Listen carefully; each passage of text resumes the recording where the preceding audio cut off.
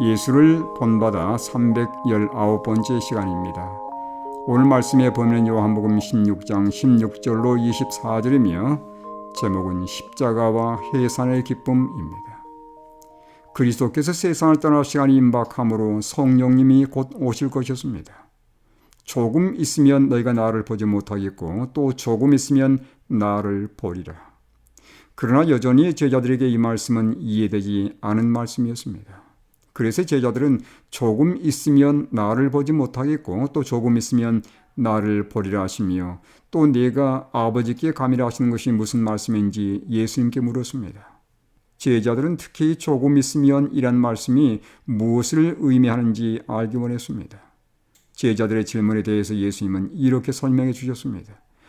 내가 진실로 진실로 너희에게 이르노니 너희는 곡하고 애통하겠으나 세상은 기뻐하리라. 너희는 근심하겠으나 너희 근심이 도리어 기쁨이 되리라.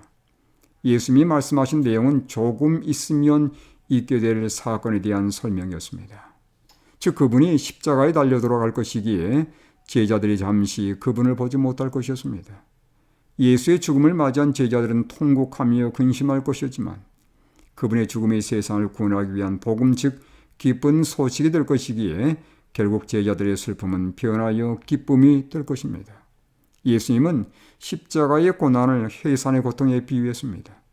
여자가 해산하게 되면 그때가 이르렀으므로 근심하나 아기를 낳으면 세상에 사람 난 기쁨으로 말미암아 그 고통을 다시 기억하지 아니하느니라.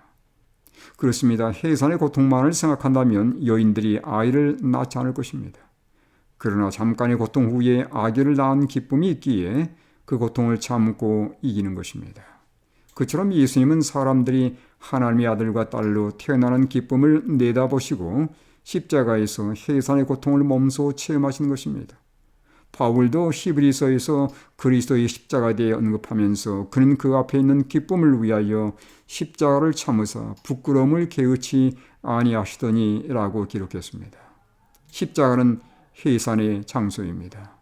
여인들이 해산할 때 물과 피를 쏟듯이 예수께서 옆구리를 창에 찔림받았을 때 물과 피가 쏟아졌습니다. 이것은 우리를 영적인 아들과 딸로 해산하기 위한 것이었습니다. 그분이 겪으신 해산은 난산이었습니다. 영적인 자녀들을 낳기 위해서 그분은 십자가에서 결국 생명을 이룬 것입니다. 즉 십자가는 산모이신 예수님이 죽으신 슬픔의 사건이었지만 그것이 변하여 인류의 복음이 되었습니다. 십자가의 해산으로 수많은 영혼들이 하나님의 아들과 딸로 태어나게 된 것입니다. 그리스도의 십자가로 말미암아 새로 태어난 기쁨은 무엇과도 바꿀 수 없고 어느 누구도 빼앗아갈 수 없는 기쁨입니다. 예수님은 계속해서 그분이 가신 후에 있을 성령의 임재를 강조했습니다. 그날에는 너희가 아무것도 내게 묻지 아니하리라. 예수님이 하늘로 승천하시고 이어서 진리의 성령께서 오실 그날에는 제자들이 당시의 수수께끼처럼 생각되었던 모든 것을 성령께서 가르치시고 생각나게 할 것이기에 예수님께 묻지 않을 것이라고 말씀하신 것입니다. 성령께서 가르쳐 주시고 아버지께서 우리의 구하는 것을 주실 것이지만 여전히 우리에게는 예수님의 도우심이 필요합니다.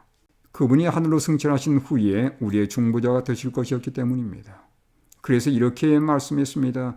너희가 무엇인지 아버지께 구하는 것을 내 이름으로 주시리라.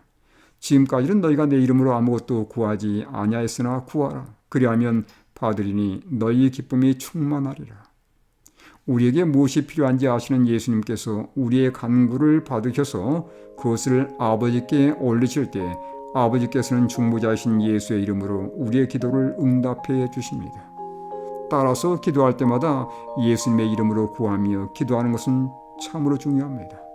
나를 사랑하시는 하늘아버지와 나를 위한 중보자이신 예수 그리스도 그리고 내 옆에 언제나 계시는 성령님, 그러니 우리에게 부족한 것이 어디에 있겠습니까?